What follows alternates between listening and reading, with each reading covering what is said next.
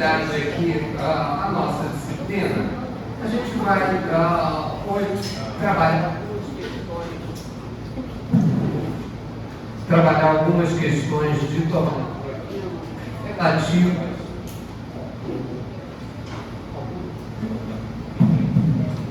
algumas questões.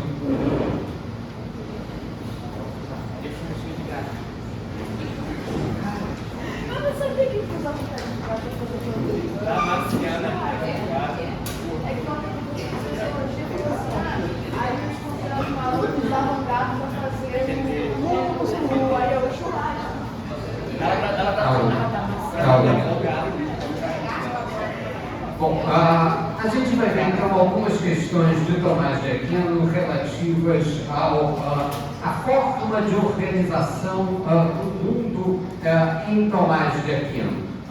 Então, a primeira questão em Tomás de Aquino, que é importante, é a divisão do mundo que ele vai estabelecer.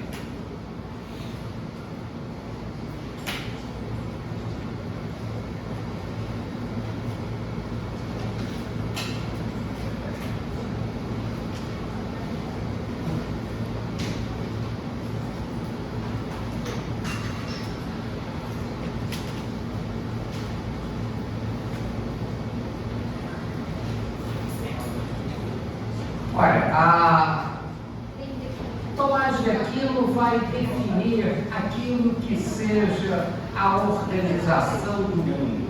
O mundo é uma realidade criada por Deus, mas o mundo vai ser estabelecido a partir de uma determinada lógica.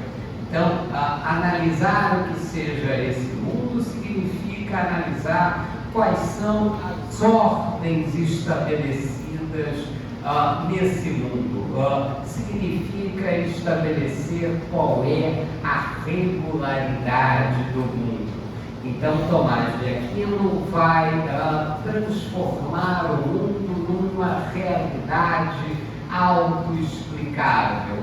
Por quê? Porque o mundo tem um propósito, o mundo está de acordo com a natureza benfazeja de Deus.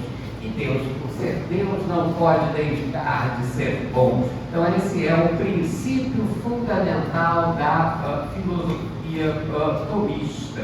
Olha, então, existe uma parte da lógica do mundo que é incognoscível, que está lá na mente de Deus, que não pode ser conhecido. Isso ele vai definir como a ideia de lei eterna. Então, aquela parte da realidade que diz respeito ao imponderável, ao insondável, ao incognoscível, isso está lá na mente de Deus. Olha, mas Deus age no mundo, Deus se manifesta no mundo. Olha, essa manifestação, ou manifestações, elas são importantes porque elas estabelecem aquilo que são os princípios da lógica divina.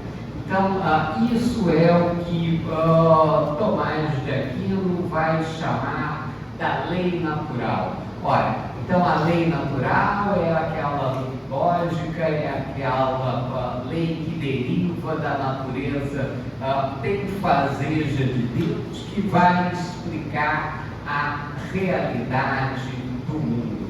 Então, isso é uma questão importante e fundamental. Por quê? Porque se Deus é a causa primeira de todas as coisas,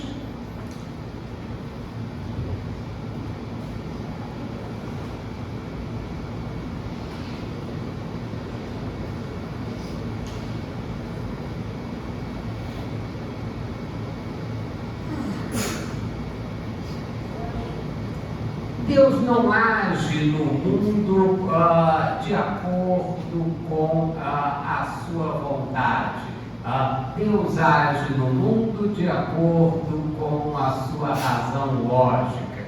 A razão lógica estabelecida na conformidade da lei natural. Então Deus age no mundo por causas segundas.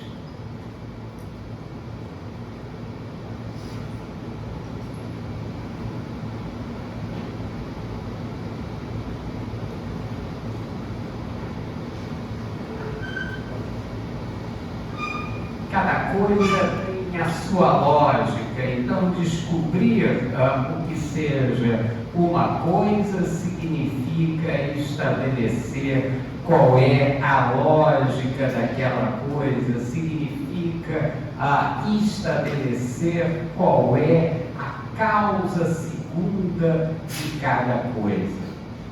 Então, buscar o que seja o mundo significa buscar o mundo nas suas inferências lógicas.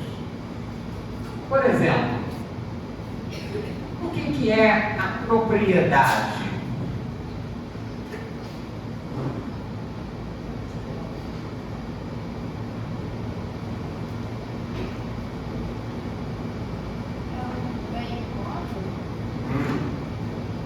Propriedade é um bem imóvel. É um bem imóvel, né?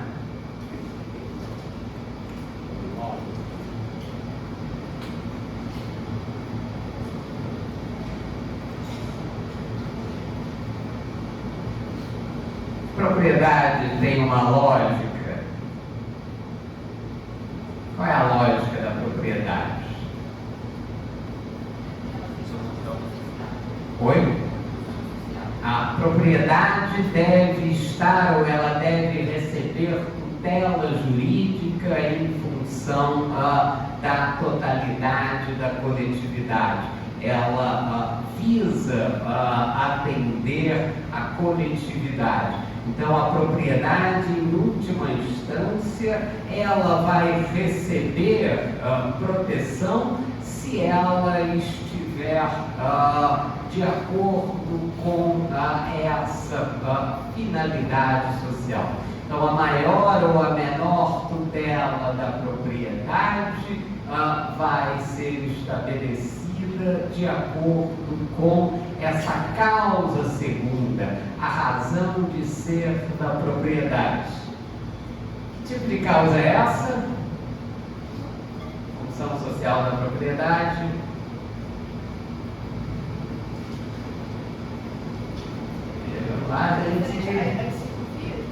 Não. As causas e tomadas daqui. Causa exemplar, causa final, causa formal, causa material.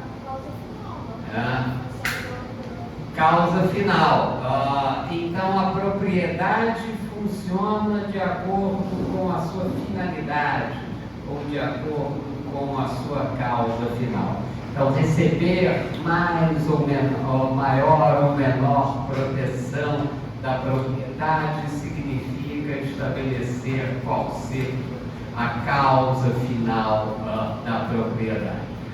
Então, essa é. Então, Deus não precisa agir no mundo diretamente. Deus não precisa estar o tempo todo pensando em você. Deus não precisa estar ali olhando cada um dos seus atos como se fosse um espírito obsessor. Essa realidade vai ser uma realidade de uma outra fundamentação teórica da concepção de Deus no protestantismo, mas não a concepção de Deus dentro da ideia católica. Funciona por causas segundas. Então, buscar o que sejam as coisas significa buscar o que seja a causa de cada coisa. Então, em cada circunstância, você vai analisar isso. Você, enquanto estudante de direito, é uma grande máquina de calcular. Uma máquina de calcular as proporcionalidades, as razoabilidades, as circunstâncias daquela coisa. E buscar o direito em cada circunstância dessas. Então essa é a grande contribuição de Tomás de Aquino.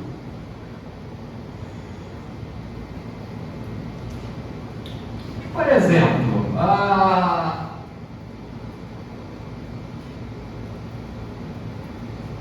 por que não é possível, se alguém tiver cometido um determinado crime muito hediondo, então foi lá e matou 1.700 pessoas no único dia e depois fugiu com uma série de reféns e se refugiou embaixo de um hospital. O que Tomás de Aquino diria sobre a possibilidade de você bombardear aquelas pessoas e acabar com aquele mal naquela circunstância? Usando a doutrina do duplo efeito, como é que você responderia a essa pergunta?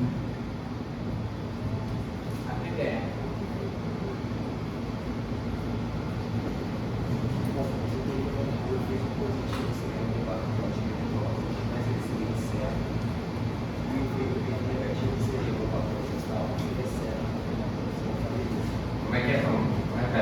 O efeito positivo seria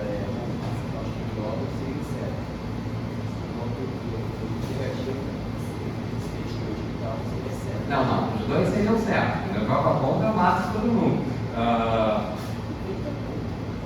Não, sim, depende da bomba, mas teoricamente, se eu mando uma bomba de precisão, eu mato os criminosos e mato quem está ali no hospital.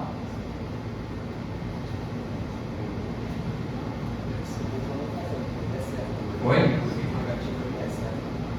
Então, o que diz a doutrina do duplo efeito? Eu não posso chegar ao efeito positivo, que seria matar os criminosos exclusivamente pelo efeito negativo. Então, se o efeito negativo é certo, se o único jeito de eu chegar ao efeito positivo é realizando o efeito negativo, pela doutrina do duplo efeito tomista, eu não poderia realizar essa circunstância. Então, aquela solução de John em Rambo Deus, destruir toda aquela coletividade, ela não pode ser utilizada porque contraria a causa segunda, contraria a lógica tomista. Então, está vendo? Você resolve uma questão contemporânea a partir da aplicação da causa segunda, a partir da aplicação da lógica das causas segundas. Tomás de Aquino escreveu isso no século XIII. E aí você tem uma acepção para estabelecer a ideia de direito. Tomás de Aquino vai dizer que também as leis divinas estão escritas. São as leis estabelecidas na Bíblia, nos preceitos evangélicos. Também devem ser observadas, mas de acordo com essa lógica. Por exemplo, nesse nosso quadro sinóptico, onde está Deltan Dallagnol? Onde está a compreensão do direito do Deltan? que ele entende que é direito? Tem uma compreensão deturpada de leis divinas, ele aplica isso ao direito. Ele aplica essa ideia ou ele entende que o direito está apenas na manifestação de Deus no mundo, na literalidade? Lembrem daquilo que ele falou lá no Roda Viva, né? Não importa a sua opinião acerca da inferioridade da mulher, se está na Bíblia é porque é verdadeiro. Então a compreensão dele está ali no século VIII, na literalidade da lei estabelecida por Deus. Ora, então, aqui é um princípio hermenêutico importante. A literalidade não é a melhor compreensão do direito. Aquilo que está estabelecido na norma jurídica precisa ser sempre interpretado, precisa ser sempre interpretado de acordo com aqueles determinados preceitos, com a lógica que existe atrás de cada coisa. Qual é a relação disso com Platão? Platão dizia que existe uma ordem natural na física, que o papel do governante é justamente aplicar essa ordem natural à sociedade. O Platão dizia que existe uma ordem atrás de cada coisa, existe uma ideia, existe a ideia que informa cada coisa. Descobrir o que seja o mundo significa descobrir a ideia que está por trás de cada coisa. Então você tem que ser capaz de raciocinar e descobrir aquilo que está além da literalidade, aquilo que está além da aparência das coisas. Ora, então essa, na parte do direito, é a função do advogado. Por exemplo, por que um advogado não pode citar Afonso Pilatos?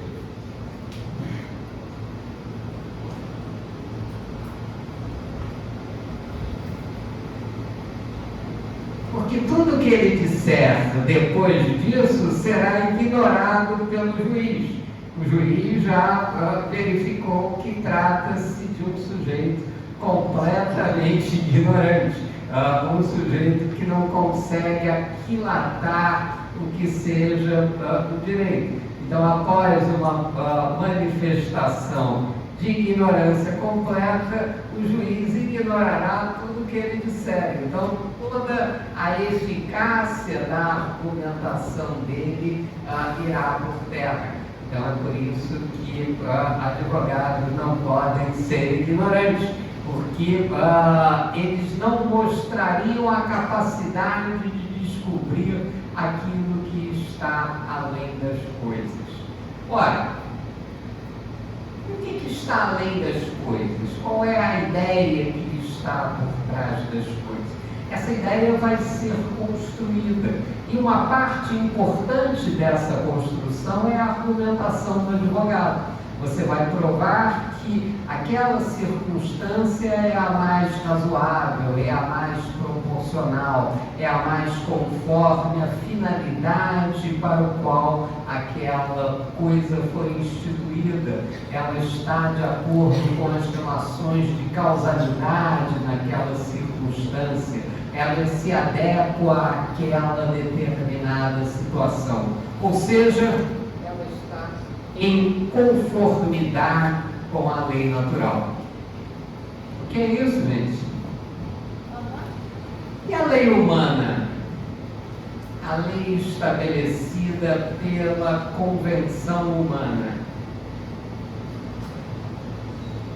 É para garantir um mínimo de paz social, Mas eu posso estabelecer qualquer coisa.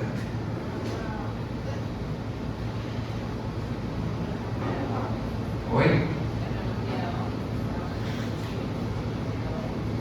Eu posso manter social de várias maneiras. Pol Pot mantinha a ordem social no Camboja, fuzilando todo mundo.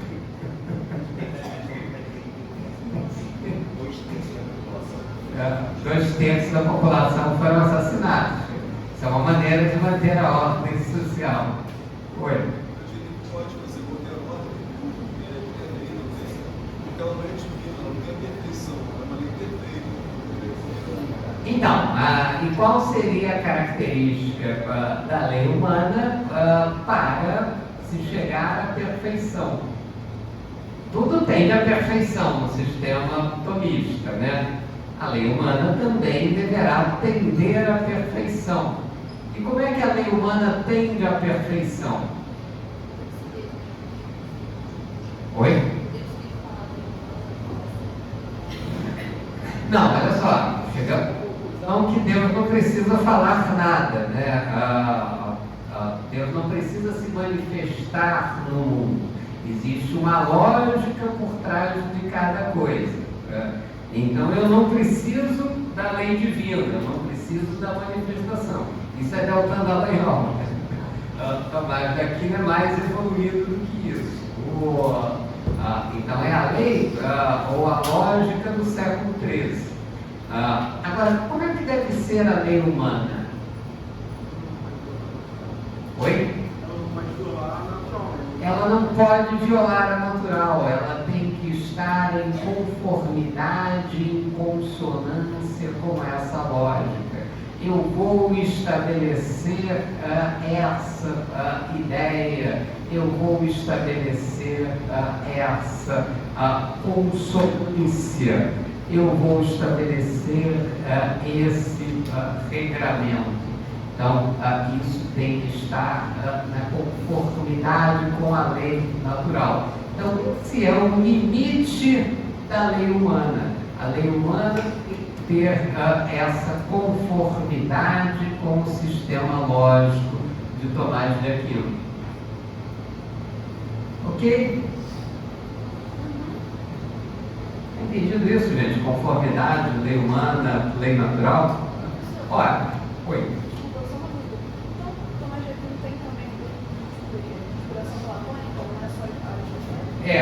A inspiração dele fundamental é aristotélica, mas nesse sentido de que há uma ideia por trás das coisas, isso é Platão, né? Essa lógica platônica. E o ser humano tem o livre-arbítrio para buscar essa lógica, né? Então é outra concepção importante em Tomás de Aquino, a liberdade ou o livre-arbítrio. Então isso são também noções fundamentais na doutrina tomista. Ora, os limites do direito natural e a teoria da lei positiva. Aristóteles reconhecer a impossibilidade de uma ciência do direito natural. Sendo o homem livre, as situações a regulamentar são mutáveis. Portanto, o próprio justo é mutável, não é possível colocá-lo em teoremas fixos. Lei natural é imutável. A noção de lei natural é bem mais ampla do que a de direito. Não se trata de uma regra jurídica qualquer. De que regra trata-se precisamente? Dessa fórmula: deve-se fazer o bem e evitar o mal. Ela é justamente um desses princípios que foram depositados em nós pela inteligência divina. Esse princípio é imutável, mas ele é puramente formal. A partir do momento em que se passa para as conclusões, para as soluções concretas de direito, penetra-se no contingente. Nenhuma regra jurídica é absolutamente necessária. E Tomás de Aquino retoma aqui o exemplo clássico do depósito de uma arma no louco. O louco foi lá e entregou uma arma para você. Aí ele chega e diz o seguinte: preciso da minha arma de volta. Você devolve?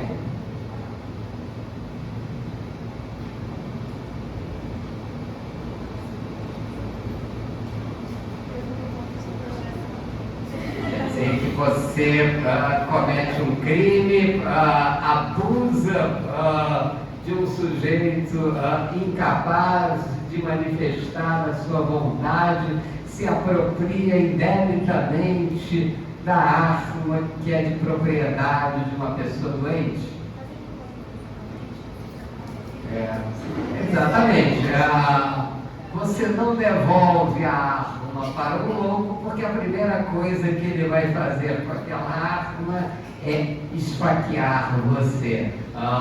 Então, evidentemente, se ele não tem o discernimento necessário para o uso daquela arma, aquela obrigação que você teria de devolver a arma ao proprietário, ela fica impedida em função das circunstâncias daquela situação jurídica.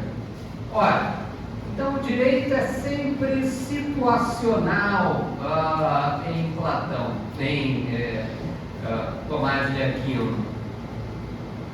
Então você deve analisar sempre aquela ou aquele direito na sua circunstância fática. Ora, e por que eu tenho que ter uma lei positiva? Por que a lei não pode ser sempre abstrata? Porque é necessário se dar uma especificidade, estabelecer aquilo que vai ser conforme o direito e organizar a sociedade. Aquilo que diz respeito a essa circunstância.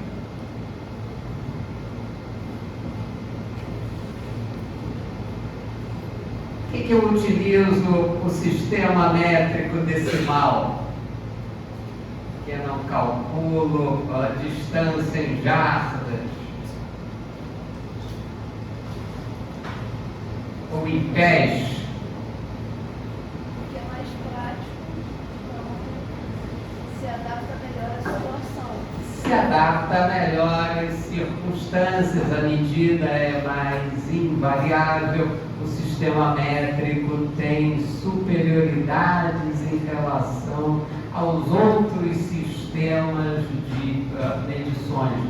Então é por isso que ele é adotado. Então a lei positiva, ela acrescenta certeza, ela acrescenta perfectibilidade no sistema.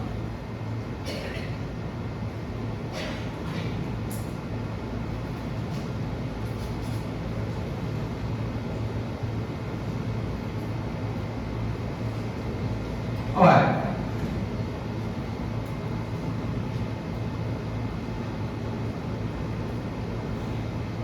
como é que eu vou analisar isso? Eu vou analisar isso em conformidade com essa circunstância. Eu vou analisar isso em relação àquela circunstância em todos os casos. Dois alpinistas estão presos por uma corda escalando uma grande montanha. A corda vai se partir porque ela não aguenta o peso das duas pessoas. E você está na parte de cima da corda.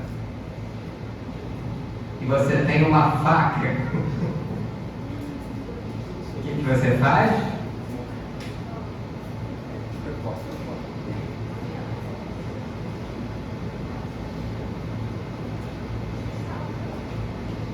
Oi?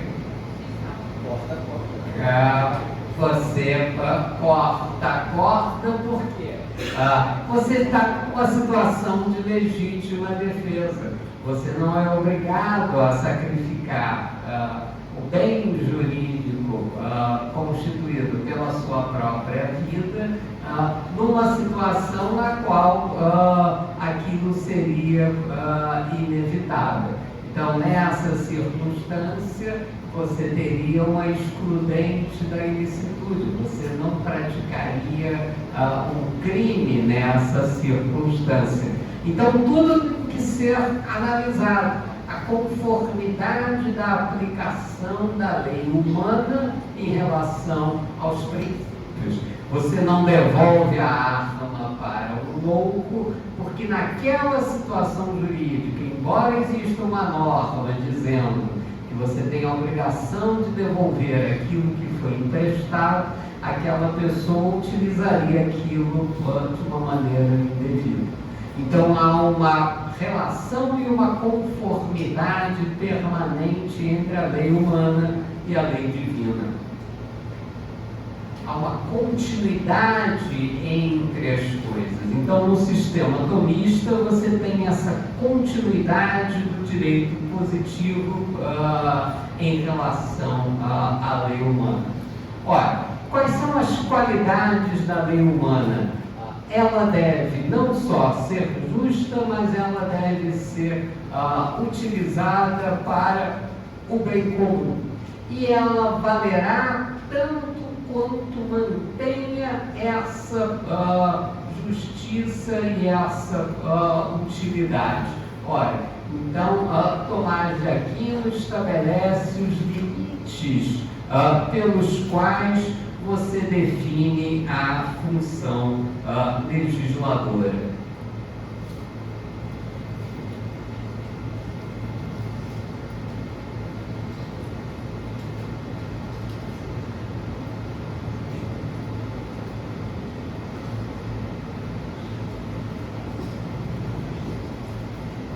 Então, esse é o ponto mais alto a partir do qual você vai definir a questão do direito. Então, Tomás de Aquino define aqui a ideia de direito, a importância da polis e a conformidade de todo o sistema. Veja que nós estamos no direito cristão, aquele que leva em conta a importância do indivíduo, a importância do livre-arbítrio do indivíduo. Mas esse indivíduo está condicionado à finalidade. Então, o homem é objeto do amor de Deus, mas ele está condicionado a uma finalidade, a se conduzir no mundo que tem uma regularidade, um mundo que tem uma determinada circunstância. Entendido isso, gente? Então, nos livramos de Tomás de Aquino e vamos buscar outra fundamentação para o direito, sempre procurando o óleo, sempre procurando onde está o direito, sempre procurando aquela ideia de direito. Ora, Tomás de Aquino estabelece esse mundo regular, esse mundo de substâncias, esse mundo que se define de acordo com uma logicidade própria. Ora, e tudo isso baseado numa concepção da ideia de Deus.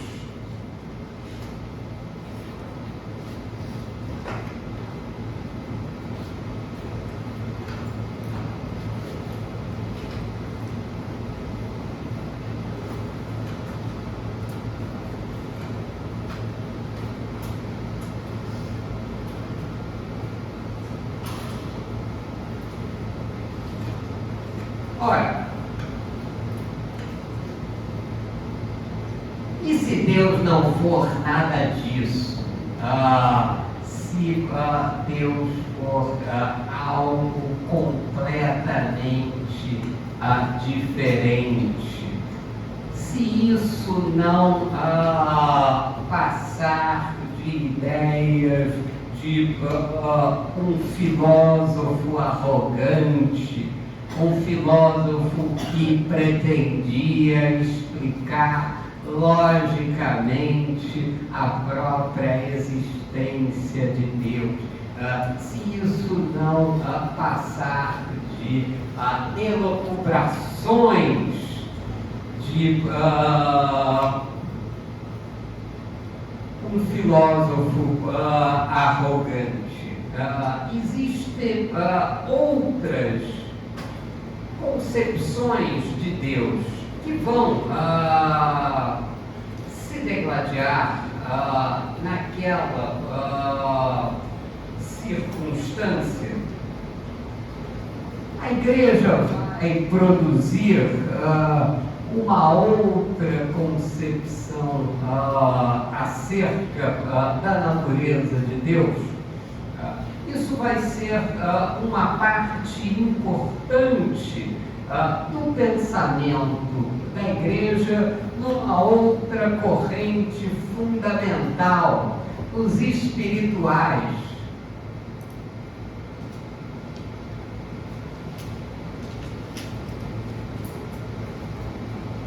Ora, os espirituais vão constituir, isso é um gênero, né, no qual vão se derivar uma série de ideologias ou de crenças acerca da natureza de Deus, em várias acepções da igreja, né, em várias correntes da igreja, em várias ordens monásticas, e vão expressar aquela que é uma outra ideia acerca da natureza de Deus. E qual é o pano de fundo dessa circunstância? Então, no final do século XII, se vivencia o declínio do período feudal e o surgimento de outras atividades, entre elas a mais importante, o comércio entre as cidades. Com as cruzadas e o grande crescimento econômico da época, o pensamento latino-cristão entra em contato com outras tradições científico-filosóficas. Com a morte de Tomás de Aquino e o enfraquecimento de sua filosofia, a fé religiosa passa por uma nova transformação. O crente começa a abandonar gradativamente as reflexões racionais complexas para chegar a Deus e busca meios mais simples, mais emotivos. A fé passa a ser mais um fato emocional da vida. O Deus lógico e calculista, que somente é alcançado através da razão, é substituído por um outro entendimento. Busca-se uma experiência mais profunda do amor divino. Busca-se um Deus mais amoroso e mais amigo do homem. Nessa época, a estrutura hierárquica da igreja estava tão energizada em poderes e riquezas que tinha se distanciado consideravelmente do povo pobre. Nesse sentido, não se permitia uma autêntica comunhão de ideais religiosos. O clero estava mais preocupado na autoridade política e econômica do que com os problemas espirituais do povo simples. A classe intermediária, constituída pelos monges, apesar do total isolamento da vida social, dispunha de imensas riquezas que frequentemente trespassavam o limite do abuso, também sem uma proposta de transformação para a igreja. Ora, então vai-se buscar uma nova corrente, uma corrente de renovação da igreja através da ideia de fé.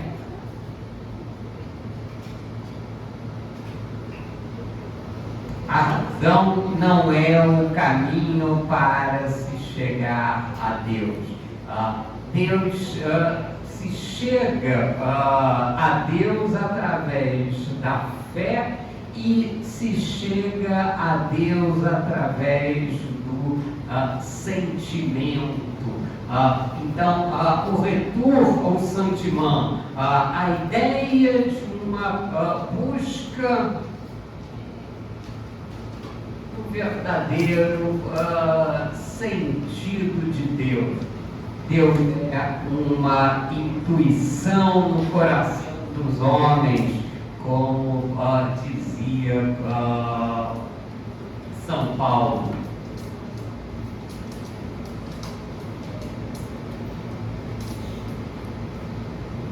Olha, se Deus é uma intuição, se Deus deve ser buscado no interior de cada homem, como é que eu chego à pureza?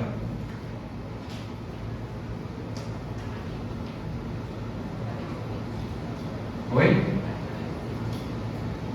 Através dos cientistas? Não, sim, mas por que através dos sentidos? Como é que eu estou buscando uma ideia mais intuitiva de Deus? Como é que eu chego a isso?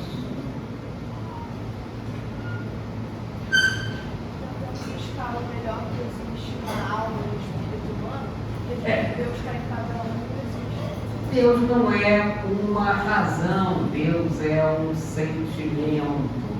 Deus é um processo de busca. Ora, então para chegar ao âmago desse sentimento, eu devo buscar tudo aquilo que me leva diretamente a Deus através dessa instituição.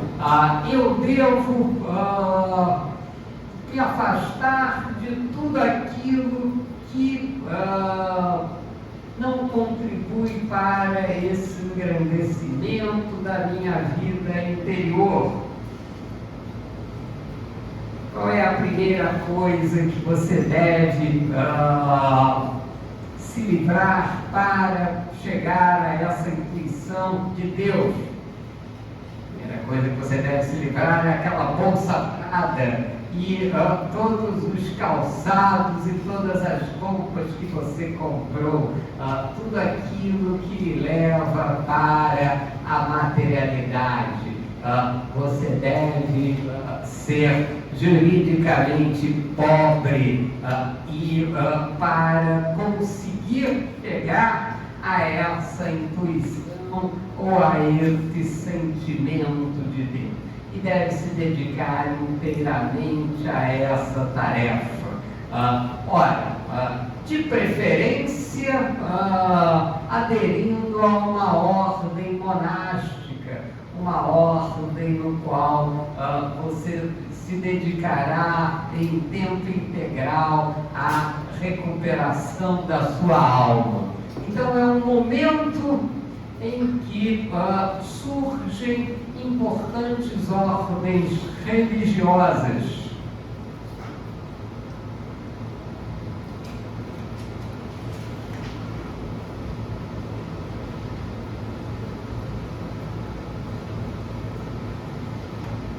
E uma delas, uma das mais importantes, surge a partir de um místico, Francisco de Assis. São Francisco vai estabelecer uma ordem importante e novos princípios. Então, Francisco de Assis fez intérprete dessa realidade. Com ele inicia-se um dos movimentos mais populares de todos os tempos, o movimento franciscano. Esse jovem de Assis foi intérprete dessa realidade, acolhendo as instâncias mais válidas dos movimentos populares, que era a pregação do Evangelho, o abandono do fausto e da riqueza e a superação dos elementos negativos, como a insubordinação à igreja hierárquica, a melancolia e ao pessimismo. Então você deve se afastar de tudo aquilo que leva você, ou que não leva você a esse sentimento de Deus. Ora, e qual é a grande crítica que essas ordens vão estabelecer Em relação à igreja, qual a grande questão que elas vão estabelecer? Se você fosse derrubar Tomás de Aquino e tudo aquilo que você aprendeu no último mês, de que maneira você faria isso?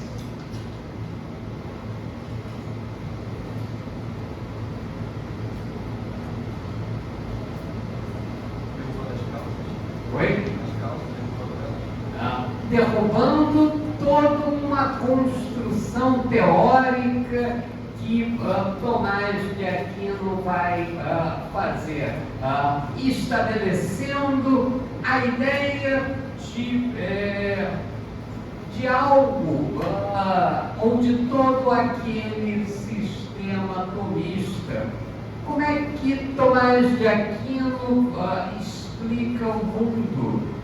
Ele explica o mundo através da exacerbação de signos que vão expressar essa realidade, de objetos que vão explicar o mundo. Ora, então ele cria toda uma série de seres metafísicos.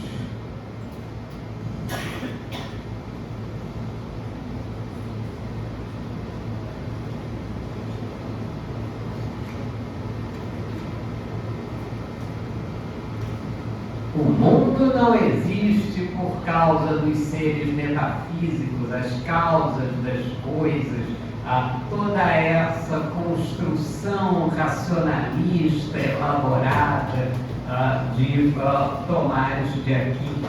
O mundo é intuitivo, o mundo é um objeto de uma fé. Deus deve ser compreendido a partir da fé e não da razão. Então aqui é um momento paradigmático em que fé e razão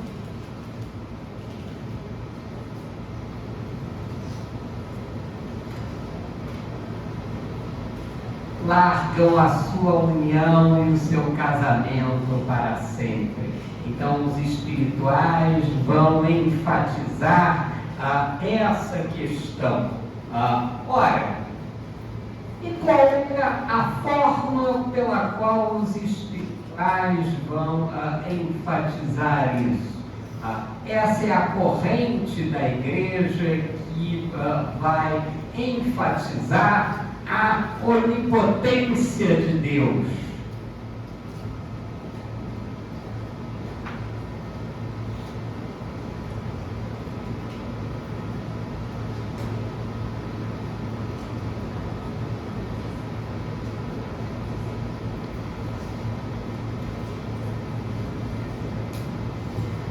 Deus é um ser perfeito?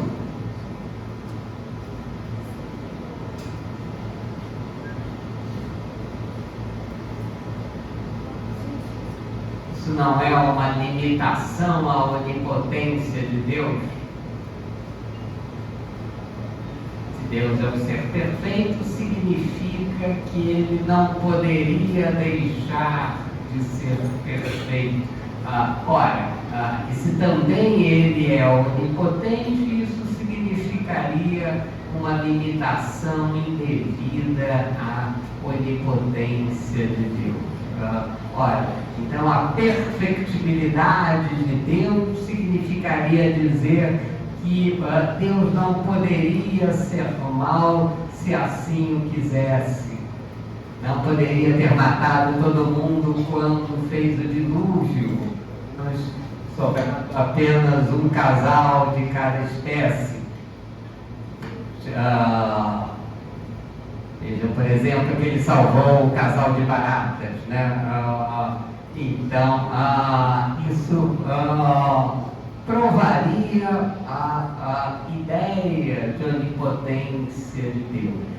Olha, então a ideia de um Deus perfeito, um Deus que se conduziria conforme determinadas razões, isso não se coadunaria com a ênfase na fé, com a ênfase na ideia de que só se chegaria a Deus através da fé. Ora, então, de todo esse edifício tomista tão primorosamente estabelecido lá na Suma Teológica, qual o grande ponto que deveria ser atacado? Para provar a ideia da onipotência de Deus através da fé, que Deus não poderia ter nenhuma amarra, nenhum liame na sua onipotência. Ora, deveria se buscar uma modificação na chamada teoria do conhecimento.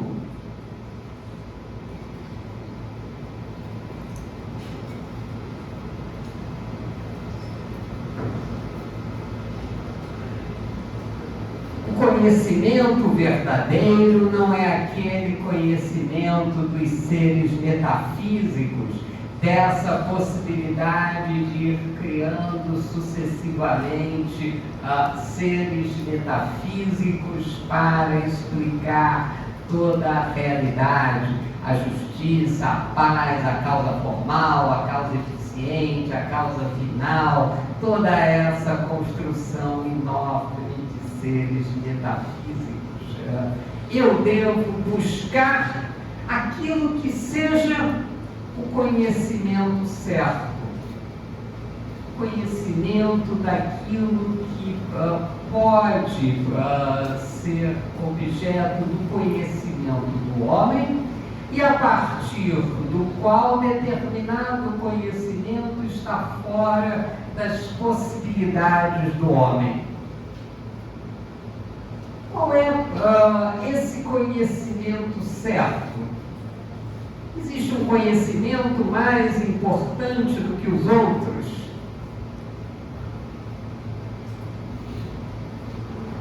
O que você pode me dizer de verdadeiro acerca dos duendes? A importância dos duendes para o direito da primeira aula?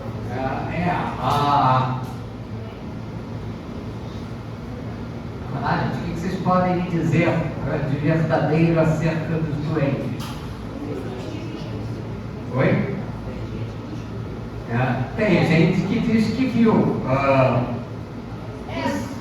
nossa professora comentou que tem uma juíza amiga dela que usa esses doentes, sei lá, gnomos do jardim dela para embasar, não embasar, mas ela acha que eles ajudam a guiar em decisões judiciais. Tá vendo? Uma juíza que decide casos judiciais com base na influência dos duendes ou dos gnomos. Olha que coisa linda. Depois pergunta para a professora. Perfeição do concurso público, levando a seleção dos melhores e dos mais capacitados a decidir.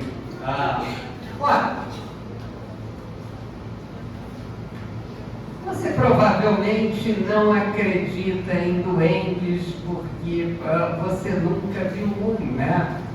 Se tivesse visto, acreditaria. Mas também você acredita num monte de coisas que você nunca viu. Você acredita no algoritmo. Você acredita em machine learning, né? Aprendizado de máquina. Você também nunca viu um algoritmo ou um aprendizado de máquina. Como assim aprendizado de máquina? As máquinas aprenderem com aquilo que acontece. Então, chegamos à conclusão. Você acredita nos duendes errados?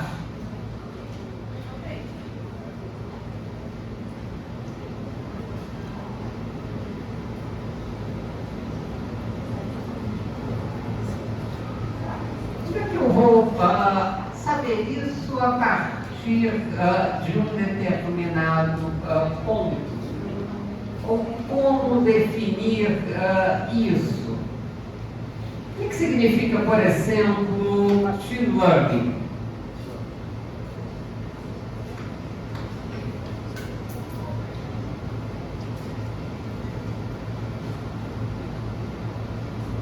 Máquinas têm capacidade de aprender? Inteligência artificial existe?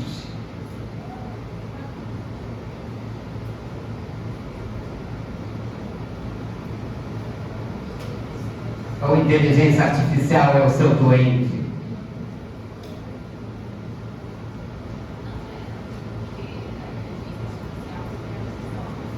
Oi?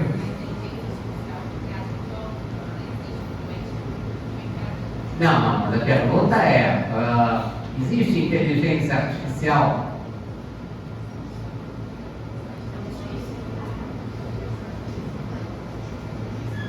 Inteligência é uma propriedade dos seres humanos ou as máquinas também podem ser inteligentes?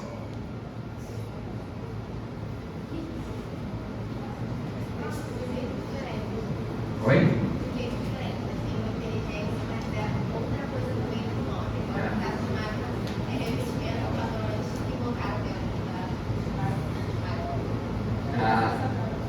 Então, ela seria inteligente? Não, seria uma representação por nós. Então, a inteligência não é a propriedade de uma máquina artificial. A inteligência é própria de um organismo orgânico. É uma projeção nossa. Eu acho que essa posso dizer. É uma projeção nossa, nós implementamos todos os dados de conhecimento do papel. Vamos lá, gente. Inteligência artificial existe? Eu preciso saber se vocês acreditam ou não em doentes. Talvez vocês acreditem em outros doentes.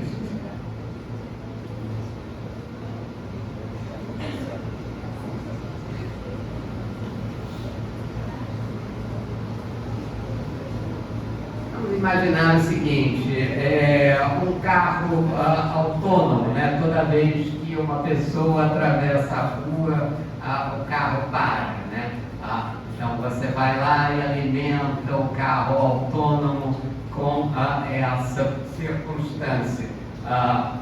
Aí um físico brasileiro, Miguel Nicoleles, foi sujeito que tinha um carro autônomo, resolveu apresentar esse carro autônomo para as pessoas e convidou o Miguel Nicoleles. Miguel Nicoleles é o autor daquela famosa experiência do chute do tetraplégico que vocês viram lá na Copa do Mundo. Então, possibilidade de um tetraplégico controlar só com a mente um exoesqueleto. Aí o Miguel Nicoleles disse, aí toda vez que a pessoa atravessava, né, e vinha a menina lá de cabelinhos cacheados atravessando, ela atravessava a rua, o carro parava. Aí o Miguel Nicoleles diz, olha, faz uma outra experiência, coloca a menina bonitinha de cabelos cacheados atravessando a rua, plantando bananeira. Então ele botou o computador lá, atravessando a rua, plantando bananeira. O que fez o carro autônomo? Passou por cima da menina. Atropelou ela miseravelmente. Por quê?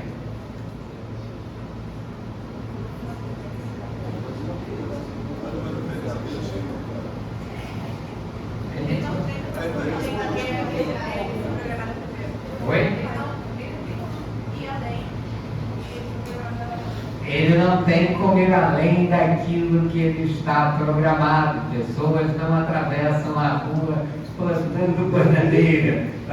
Então, se você fizer isso em algo que nunca aconteceu, ele vai interpretar aquela situação como não existente e não vai parar.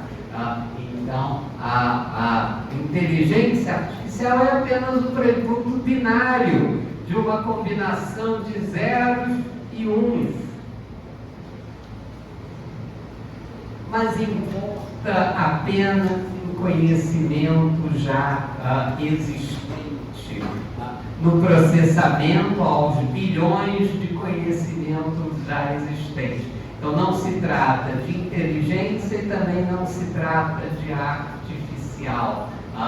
Então a inteligência é uma propriedade dos seres orgânicos, é uma propriedade dessas circunstâncias.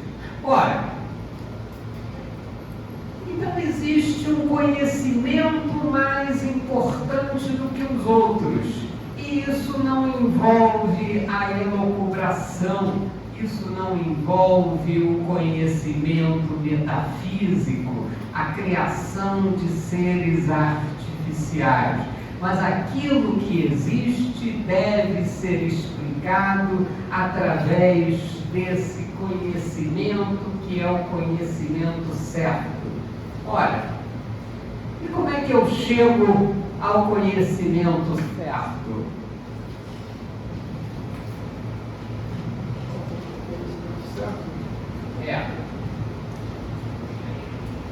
Existe um conhecimento mais importante do que os outros, que é o que nós chegamos a essa conclusão.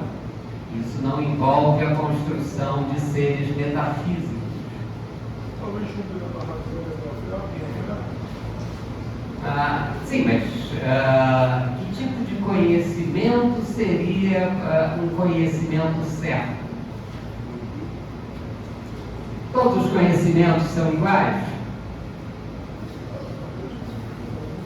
Se todos os conhecimentos são iguais, vocês não podem duvidar da existência dos doentes.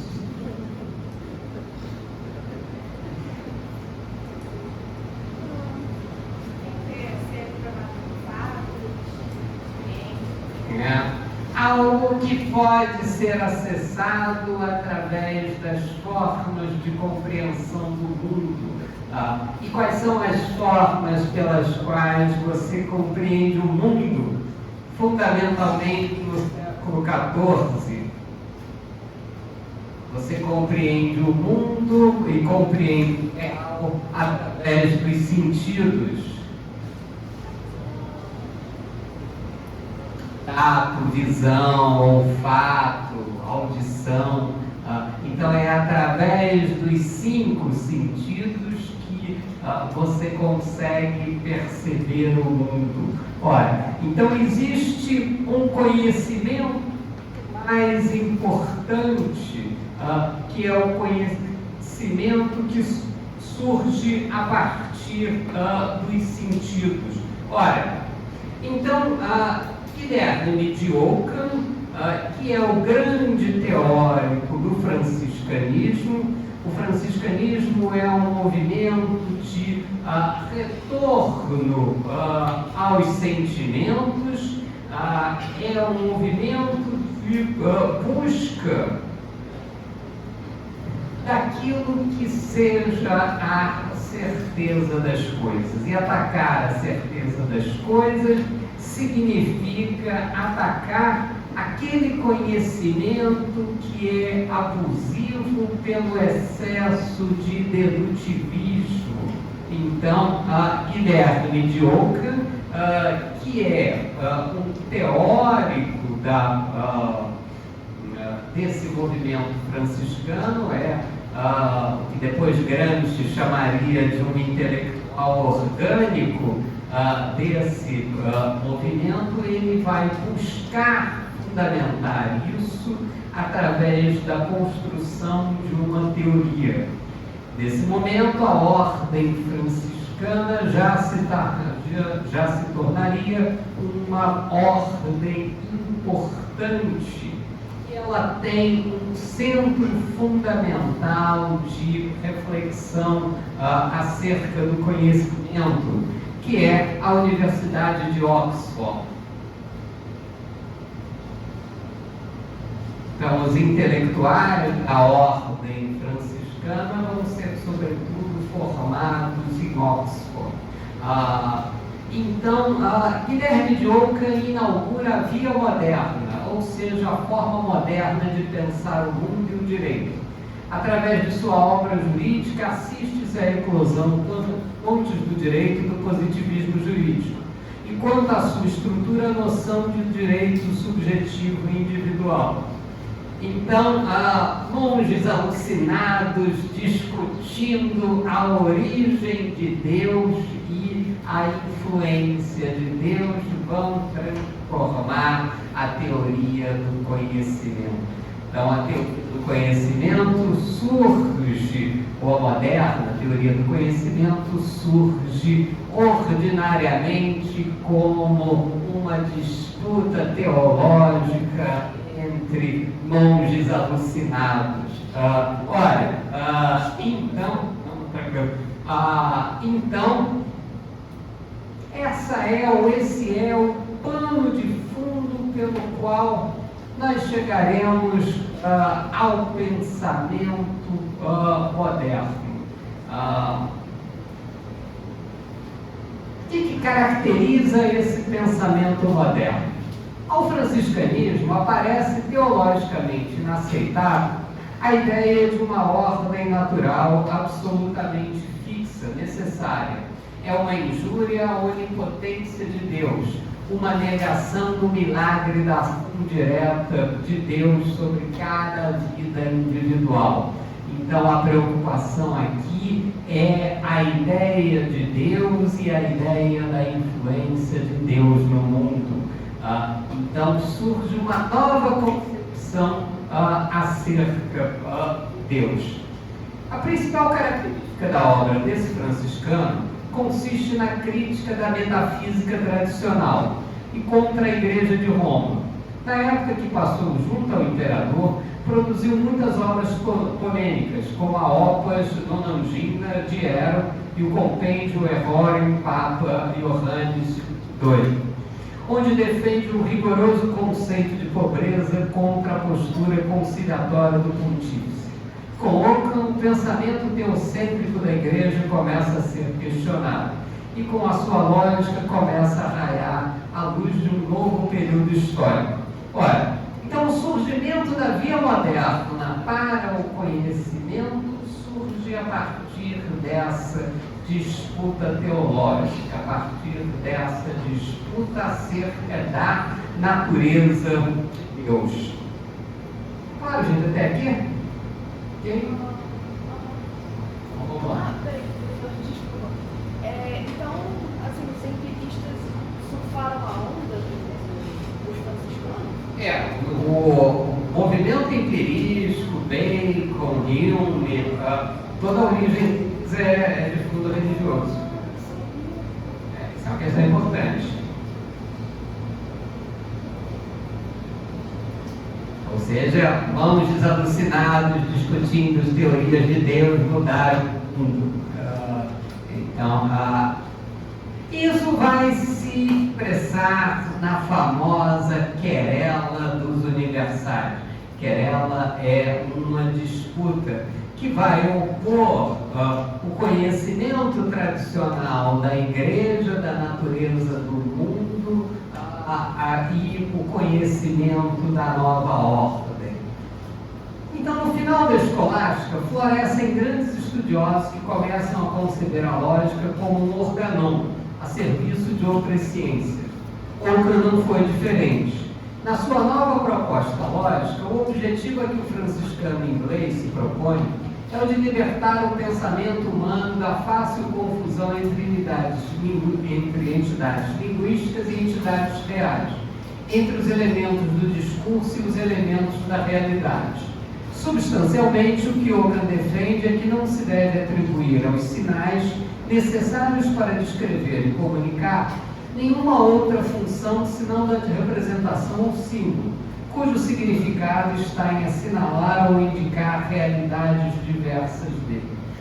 Então ele diz o seguinte: olha, aquilo que eu falo, aquilo que é a linguagem pelo qual eu expresso alguma coisa, ela nada mais é do que um signo linguístico.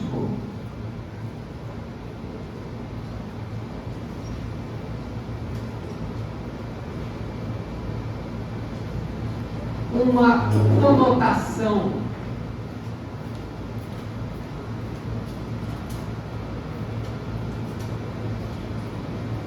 Aquilo que eu falo sobre algo não tem uma realidade substancial e não tem uma realidade formal.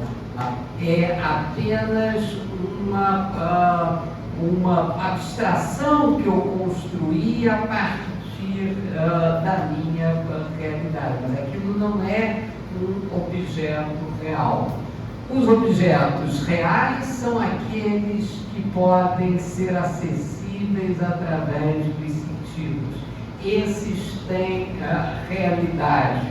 Então, se eu digo que uma coisa é uma causa formal, uma causa material, uma causa eficiente de alguma coisa, isso é um signo linguístico, é um ser metafísico que eu construí para falar de alguma coisa, mas não diz respeito a uma coisa real em si. Oi.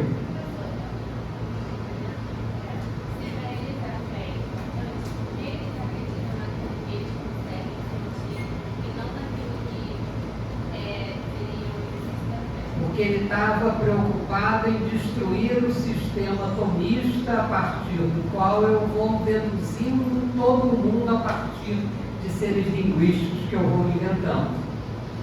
As 5 vias para se chegar ao conhecimento de Deus. A via do movimento, a via do contingente, são construções teóricas.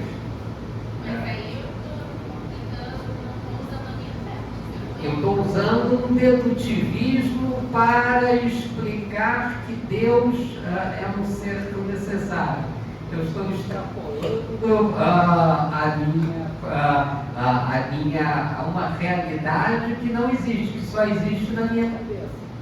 É um signo linguístico sobre o que eu falo sobre as coisas e não o que as coisas são em si.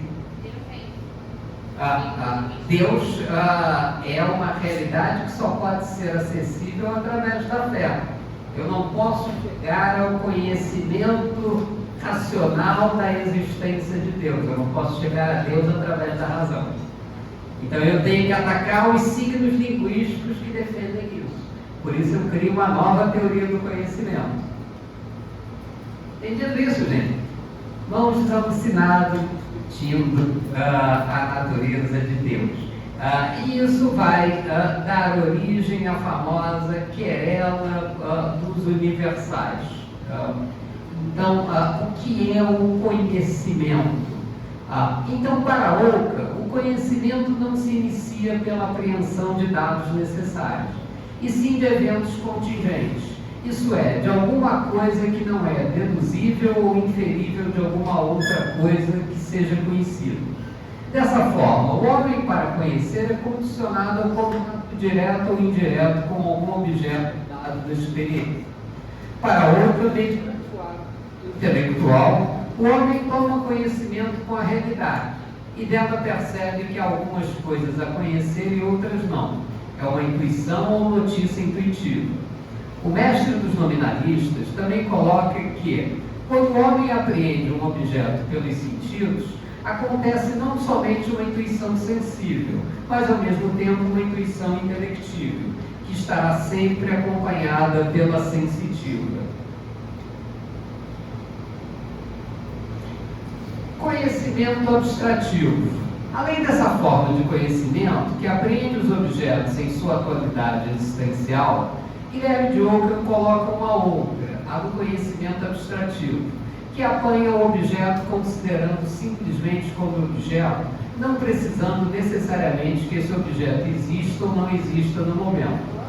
Para não parecer complicado, uma nova análise do conhecimento pode-se citar um exemplo. Um homem, ao visitar uma biblioteca, encontra um livro sobre a mesa. O seu conhecimento intuitivo elabora um juízo. Há um livro sobre a mesa. Alguns minutos depois, uma mulher retira esse livro para guardá-lo. O homem não pode mais elaborar o mesmo juízo, pois estaria mentindo porque o livro não está no lugar da intuição primeira. Mas o homem pode ficar pensando nesse livro, como se ele continuasse em cima da mesa. Uma tal notícia que prescinde da existência ou da não existência de um objeto é uma notícia abstrativa. Tanto o conhecimento abstrativo como o intuitivo não se diferenciam na observação do objeto. Uma das diferenças que se pode perceber é que pelo conhecimento intuitivo pode-se enunciar juízos, e já com o abstrativo não se oferece essa possibilidade. Olha, então eu tenho conhecimento daquilo que é acessível através dos sentidos. Isso aqui é uma cadeira porque eu estou tocando nela. Eu tenho conhecimento intuitivo. Se essa cadeira for retirada, eu continuarei tendo a ideia abstrativa de uma cadeira, porque ela surge do conhecimento intuitivo. E voltamos ao nosso problema, e o duende? Professor, não estou entendendo. Essa parte aí está viajando na maionese. Vamos lá. Por que você não acredita em duendes? São Tomé tem que ver para crer. Você nunca viu um, né? Então existe um conhecimento mais importante do que outro. É o conhecimento que surge daquilo que você pode aceder através dos sentidos. Oi?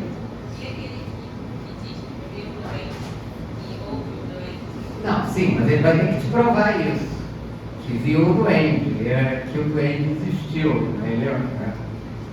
Senão você não vai acreditar naquele conhecimento. Então você só vai acreditar naquele conhecimento se tiver uma base na realidade. Se apareceu o duende, o que você faz? Aí você passa a acreditar, porque ele apareceu, quer dizer, aquilo passou a ter uma determinada realidade. A partir de Benjamin Franklin, você identificou a eletricidade, que antes as pessoas não viam, não tinham o conhecimento intuitivo das coisas. Então, o conhecimento mais importante é o conhecimento que surge através dos instintos, dos sentidos. Então, é aquilo que você vê, é aquilo que você ouve, é aquilo que você tem uma sensação olfativa, etc e tal. Então, esse é o conhecimento importante. Ou a notícia abstrativa a partir desse conhecimento intuitivo. Todos os outros são seres metafísicos, construções da sua mente, signos linguísticos que não expressam uma verdadeira realidade. Claro isso, gente? Até aqui? Ok? Já vai? Não, porque aí você tem que fazer um esforço, é uma mudança na teoria do conhecimento, entendeu? A famosa via moderna para o conhecimento. Existe um conhecimento mais importante do que os outros. Professor, mas eu não estou entendendo onde é que está a question units aí.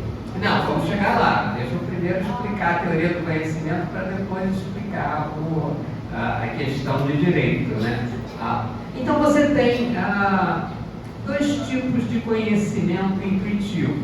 O conhecimento intuitivo perfeito é aquele que se faz conhecer a existência ou a inexistência de um objeto intuído.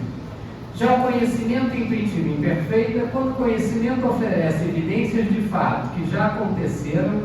Isso não se faz necessária a existência do objeto, mas também ele não é produzido diretamente pelo objeto, mas pelo conhecimento abstrativo ou pelo intelectual, que são responsáveis pela reprodução do ato cognitivo original. Por que você acredita em machine learning?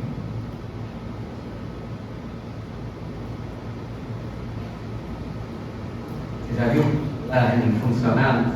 Sabe como funciona? Sabe como as coisas aprendem? Como você vai na internet, pesquisa sobre geladeiras, depois começa a receber um monte de anúncios de geladeiras. Alguém está mandando para você?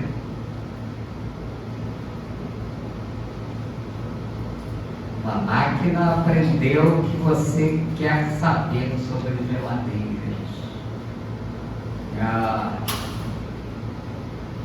Como é que ela fez isso? A partir de um ato original, de um conhecimento original, ou seja, a partir de uma compreensão inicial acerca de alguma coisa, e depois aquilo é produzido aos bilhões, de modo que as operações sucessivas elas não conseguem ser determinadas pela compreensão humana, mas elas existem na sua origem, a partir da qual o conhecimento surge de algo que surge inicialmente.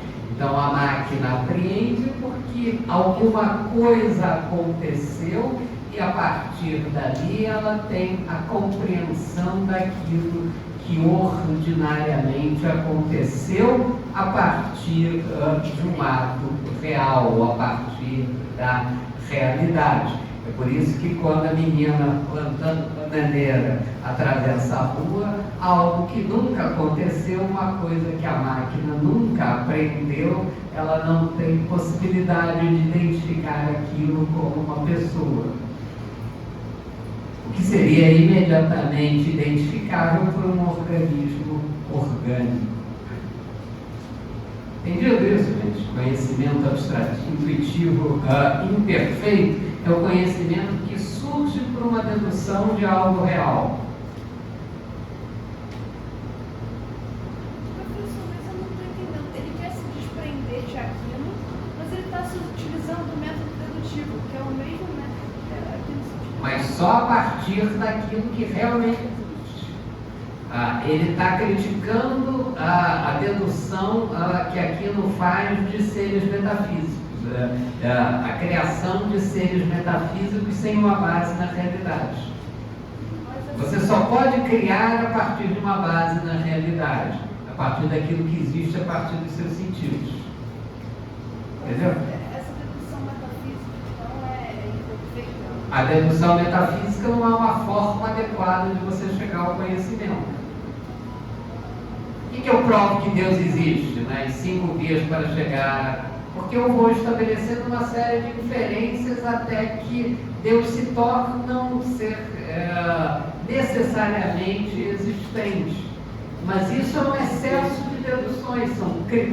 Eu estou transformando signos linguísticos em objetos reais. A justiça, o bem, o direito, quer dizer, eu estou criando uma série de elucubrações e dando a elas uma realidade real que elas não têm. Para eles simplesmente são só simbólicos. É só aquilo que você conota, só aquilo que você fala sobre as coisas. Não é um objeto real. Não tem uma concreção real. Tá claro, gente? Isso aqui é uma mudança fundamental na teoria do conhecimento. Sem entender isso, vocês não conseguem entender toda a construção que se faz depois. Oi?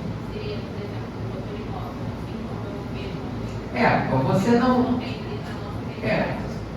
Construir a ideia de que há um ser necessário só por uma dedução, uma elucubração, o que você está fazendo? Você está pegando um signo mental que você mesmo inventou e dando a ele uma realidade material. A causa formal existe, a causa eficiente existe, a causa final existe, quer dizer, isso são signos linguísticos para ele, não tem uma base real. O conhecimento que você tem real é o conhecimento da realidade, que você pode acessar através dos sentidos. Por isso que você não acredita em doente, entendeu? Você nunca viu. Você acreditaria se ele existisse a partir do conhecimento real. Ok? Então vamos lá. Então, o conhecimento abstrativo, segundo Oldham, também é de dois tipos. O primeiro é aquele que sempre vem acompanhado do conhecimento intuitivo. E o segundo é o conhecimento conceitual próprio do conhecimento universal. Feitas essas observações, dever-se-á analisar mais profundamente o conhecimento intuitivo nesse pensador. Todo conhecimento é conhecimento de algo que existe ou que existirá. Para Oldham, as intuições não se referem somente à realidade sensível, mas também às realidades espirituais como atividade interior.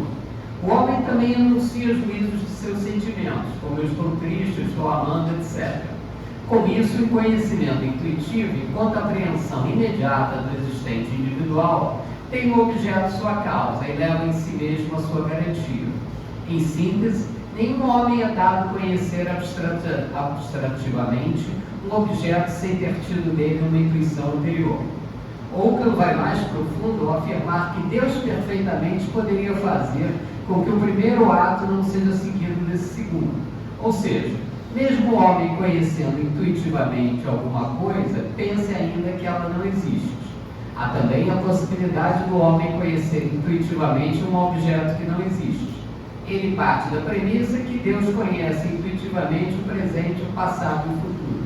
Então Deus tem a intuição daquilo que não existe mais, daquilo que não existe, daquilo que jamais existirá. E por isso pode conceder ao homem a intuição intelectiva de um objeto inexistente. Mas como Deus não pode fazer o contraditório, vale dizer que a afirmação de que a intuição jamais leva ao erro, mesmo que seja essa intuição divina, pois o homem pode conhecer o que não existe desde que tenha a evidência de sua existência e não a evidência de sua presença.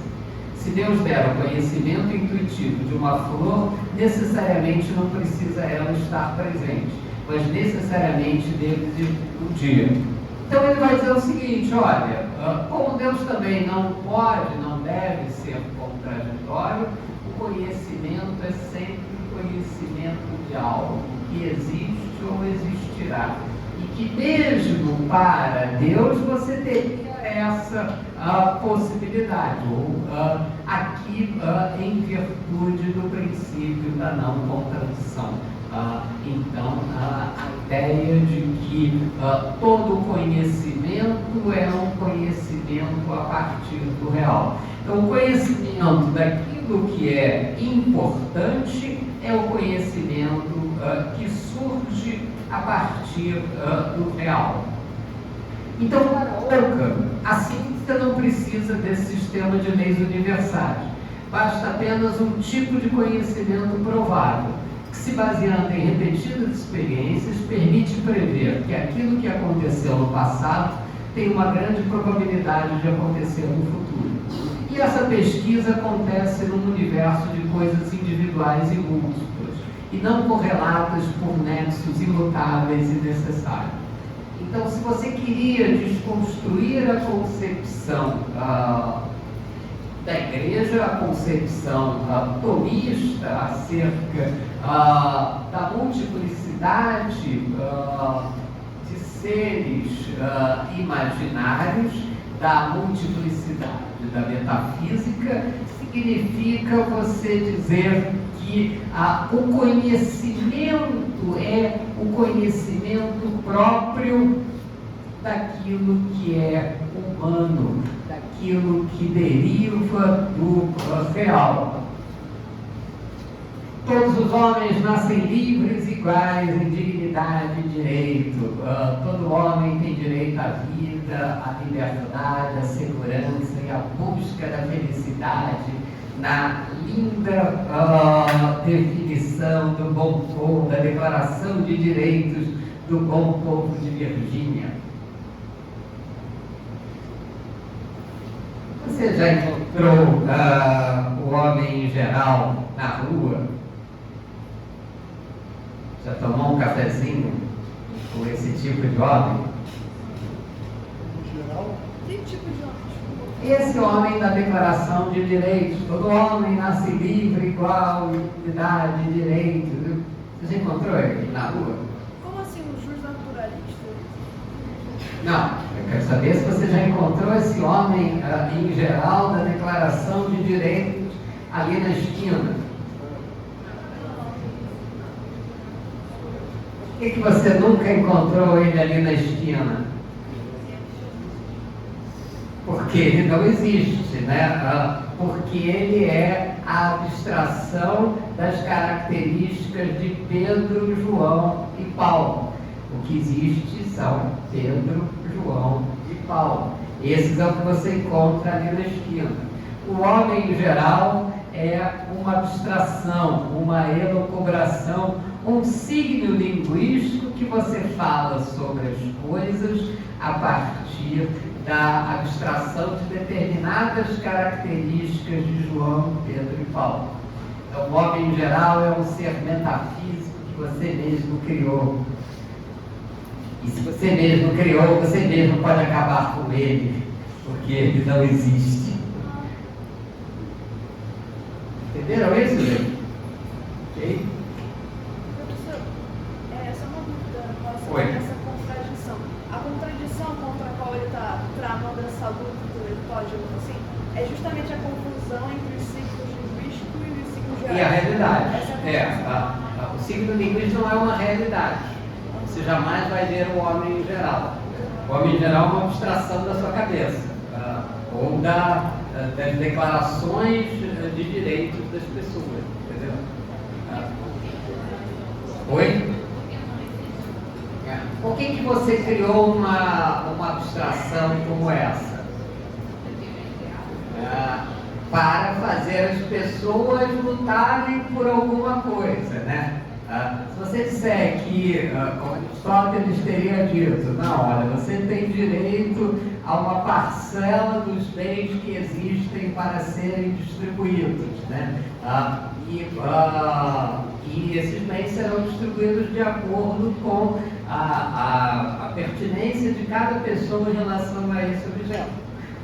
Quantos homens se levantariam em função disso? Nenhum, né? Mas se você cria um ser abstrato que diz que todo homem tem direito à vida, à liberdade, à segurança e à busca da felicidade, você fundamenta o motivo pelo qual ele vai lutar. Você cria uma ideologia. Ele vai dizer o seguinte, olha, isso é o que você está dizendo sobre as coisas, não é o que você é. Você não pode confundir o signo linguístico com a realidade. Você não pode multiplicar indevidamente os signos linguísticos.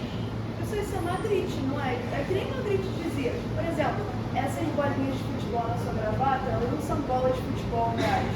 São só representações de algo que existe, a bola de futebol. Sim, sim. É uma representação daquilo que existe. Então, todo conhecimento é um conhecimento de algo que existe. Ela só existe representada na gravata porque existe uma bola de futebol real. Entenderam isso, gente? Okay? Olha, então o que são universais? E aqui é o ponto em que Guilherme de Ockham vai atacar a teoria tradicional. Então aqui nós construímos o conhecimento e depois detonamos ele. Então aqui você tem uma nova compreensão acerca das coisas. O que é o conceito universal? O conceito universal para o franciscano coincide com o conhecimento abstrativo conceitual. Como já dito acima, é o conhecimento que se refere a coisas singulares. Embora o conhecimento intuitivo possa ser considerado um conceito, o termo conceito é mais reservado ao conhecimento abstrativo. Para Ockham, o universal é aquilo que pode ser predicado de muitas coisas. Mas para ele, o universal não é uma raiz existente fora da alma, ou nas coisas, ou nos entes das coisas, mas é uma característica natural da alma. Ora, Então, aquilo que seja o conhecimento é aquilo que pode ser legitimamente deduzido das coisas. É aquilo que pode ser predicado de cada coisa.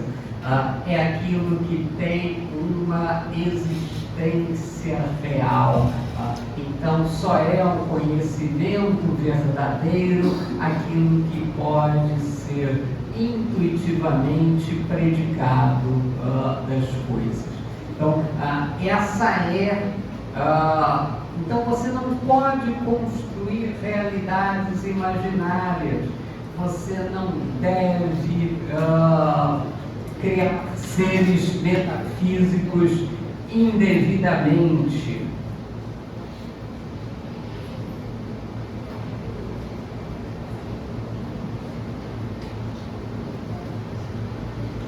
Então, Ockham vai estabelecer aquilo que são as características dos universais, aquilo que é a característica fundamental dos universais.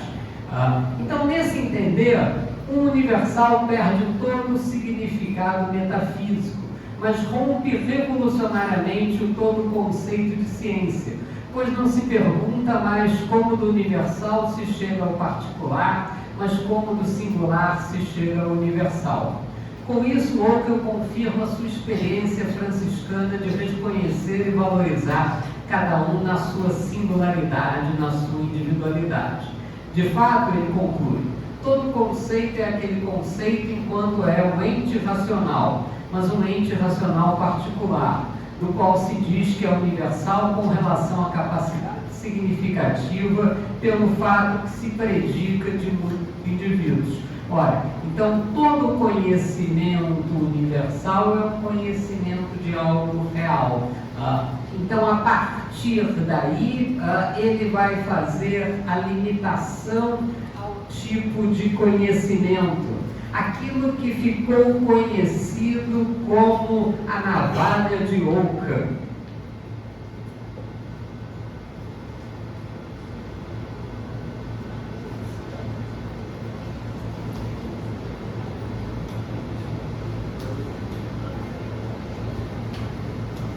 O que é a ideia da navalha de Ockham? Se todo conhecimento é uma predicação dos seres reais, se todo conhecimento abstrato é essa predicação, essa conotação que eu falo sobre as características dos seres reais, eu não devo multiplicar os seres metafísicos sem necessidade.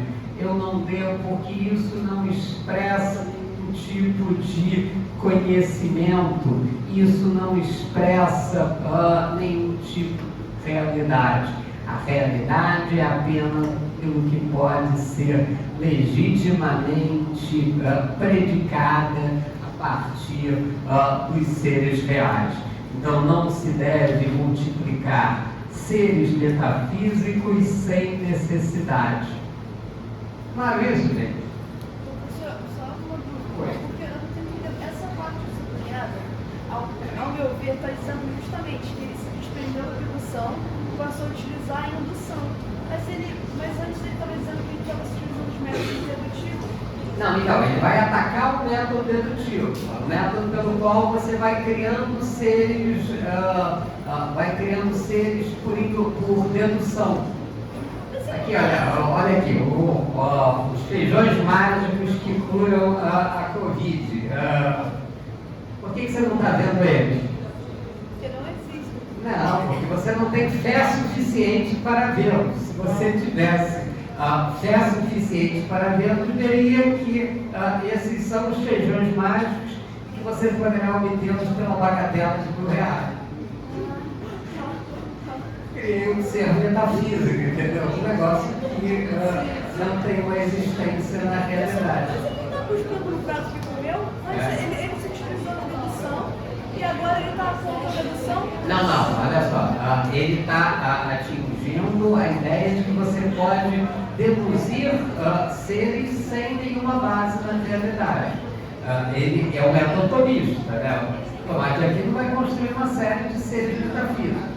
Causa real, causa formal, causa eficiente, ele chega até a provar as 5 vias para provar a existência de Deus. Então, metafisicamente, deduzindo tudo a partir de construções metafísicas, eu construo conhecimento. Outro vai dizer o seguinte: não, o conhecimento só pode surgir dos sentidos, só pode surgir dos fatos reais. Tudo aquilo que eu falo sobre as coisas é um signo linguístico. Está claro, gente? Isso aqui foi. Oi? É um signo linguístico. Você está construindo alguma coisa a partir de outra. Porque não existe, né? Como é que Picasso pintava, por exemplo? Picasso sabia pintar perfeitamente as coisas, né? Ele tinha uma exata compreensão da realidade. Então, ele tem a fase rosa, ele tem a fase azul. Depois ele vai desconstruir a figura humana a partir daquela técnica que ele tinha, que é o cubismo, né? É a construção dele a partir de algo real.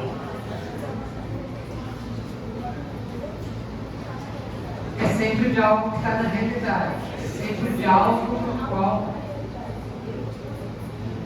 Não, ele é uma construção a partir de algo real. Você não constrói a partir do nada absoluto. Ou você não deve construir uma coisa a partir só das suas elucubrações.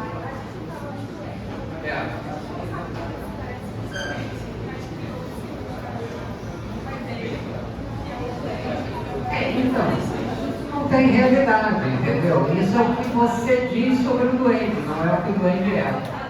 Ou sequer se o duende existe, entendeu? É essa ideia. Ok, gente? Ficamos por aqui hoje. Obrigada, professor. Desculpa pelo